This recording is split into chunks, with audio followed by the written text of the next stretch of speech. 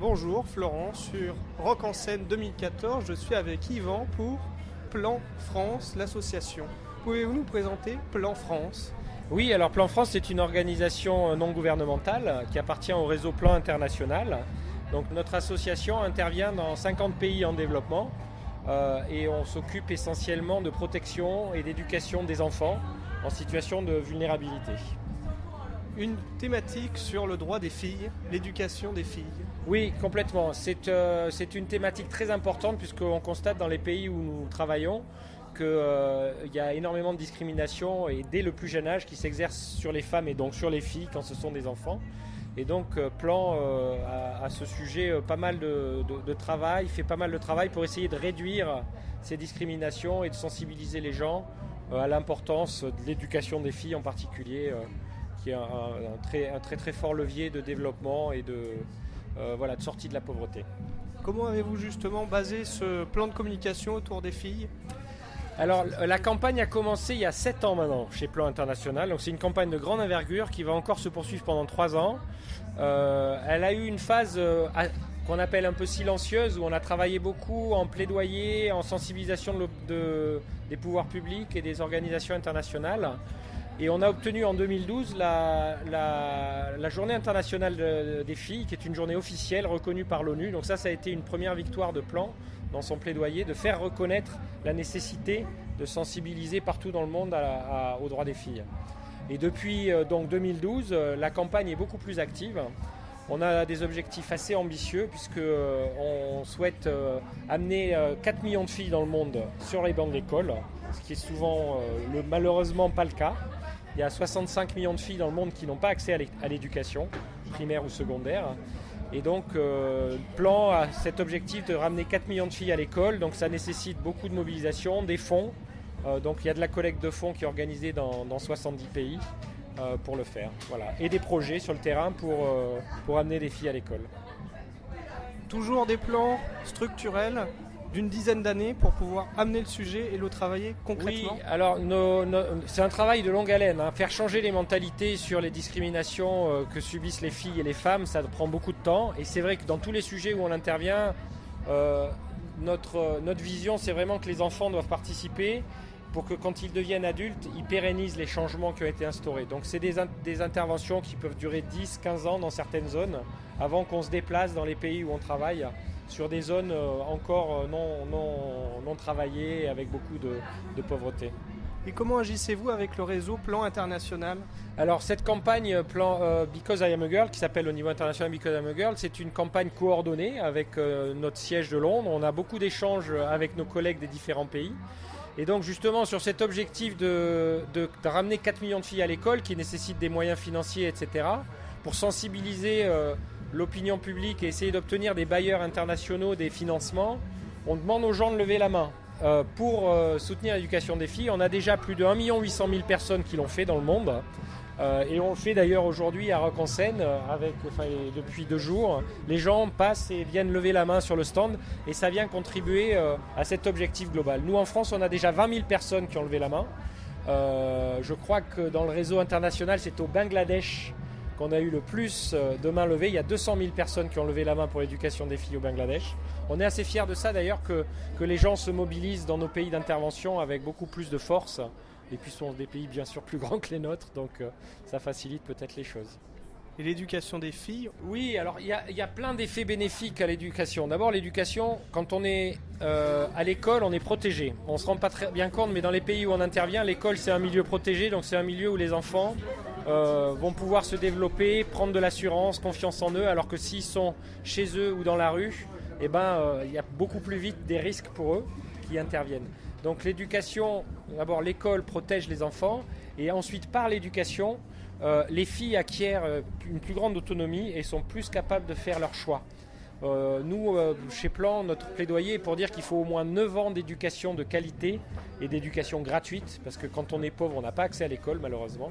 Et s'il y a des arbitrages, c'est souvent les filles qui vont arrêter l'école plus tôt, s'il n'y a pas les moyens dans la famille. Donc 9 ans d'éducation de qualité et gratuite, ça garantit à une fille la capacité à faire ses choix quand elle va grandir. Ça la protège aussi de choses comme le mariage précoce, qui peuvent les conduire à des grossesses précoces, premier facteur de mortalité des adolescentes dans les pays en développement, on ne le sait pas. La première cause de mortalité des filles de 15 à 19 ans dans le monde, c'est la grossesse précoce qui provoque des complications et des décès. Donc reculer l'âge du mariage, reculer l'âge des grossesses par l'éducation et donner à ces filles plus d'assurance pour choisir le moment où elles voudront se marier, ça a un effet bénéfique pour elles évidemment et pour leurs enfants lorsqu'elles en auront. Il y a le côté altruiste. Oui, souvent. alors c'est vrai que les femmes sont la clé du développement, on le dit souvent, elles investissent beaucoup plus dans l'éducation de leurs enfants, dans la santé. Et justement, quand on devient une femme, une mère trop jeune, on est souvent malheureusement sous l'influence de sa belle famille ou de son mari et on n'a pas la capacité à apporter tout ça à ses enfants. Donc c'est pour ça que l'éducation est importante pour reculer l'âge du mariage et donner à ces femmes plus de capacité à faire des choix qui seront les bons choix pour leurs enfants et qui au final seront les bons choix pour leur pays également. Plan, c'est une ONG qui a été créée en 1937. Oui, c'est bien ça. Il y a 75 ans, enfin on a fêté le 75e anniversaire il y a 2 ans. Donc maintenant ça fait 77 ans, le temps passe. Ça a été créé au moment de la guerre d'Espagne. C'est un journaliste anglais qui couvrait le conflit de la guerre d'Espagne en 1937 à Santander et qui a constaté qu'il y avait des orphelins qui étaient là, des enfants. Il a trouvé des enfants dans les rues et il a décidé avec un travailleur social américain d'organiser un centre de recueil et de secours qui s'est monté à Biarritz, juste de l'autre côté de la frontière. Donc c'est né en France quelque part à l'époque. Et on a eu des programmes qui ont aidé des enfants suite à la Deuxième Guerre mondiale en France. De 1945 à 62, il y a eu en France jusqu'à la majorité de ces enfants qui étaient des orphelins des programmes. Ensuite, les bureaux ont fermé. On s'est tourné vers les pays en développement. C'est là où on intervient toujours. Et nous, Plan France, on a réouvert le bureau en 1993. Donc ça fait maintenant 21 ans. Avec notre mission principale, c'est un appui technique à nos collègues terrain dans le montage des projets. La collecte de fonds, évidemment, qui est essentielle pour financer notre mission. Et puis la sensibilisation, donc sensibiliser les gens aux droits de l'enfant. C'est ce qu'on fait aujourd'hui à Rock en Seine. On est content parce qu'il y a énormément de gens qui viennent sur le stand, filles et garçons. Et c'est important d'ailleurs, les garçons, les jeunes, on les sent aussi sensibilisés au sujet. Je pense que c'est la clé aussi, que les garçons soient aux côtés des filles pour essayer de réduire les discriminations entre les filles et les garçons. Et c'est un vrai moment de solidarité. On voit que la planète est tout simplement un village planétaire. Oui, c'est vrai. Écoutez, je pense que l'éducation, c'est un sujet en général qui fait consensus. On sait tous que l'éducation, c'est la solution. Et l'éducation des filles, moi je pense que ce que l'on découvre en France, on le découvre un peu parce qu'on a l'impression que c'est là que tout le monde a accès à l'école, mais c'est pas du tout une évidence dans les pays où on intervient. Et je pense que c'est bien que les jeunes ici, des jeunes qui peuvent d'ailleurs parfois venir de pays ou de cultures différentes, se rendent compte que on est mobilisé ici et partout dans le monde pour essayer de faire changer les choses là où il y a encore beaucoup de choses à faire, donc dans nos pays d'intervention. Par contre, les jeunes ne se rendent pas plus complètement compte peut-être de à quel point ça peut changer sa vie et son destin d'être éduqué. Parce qu'ici, on a...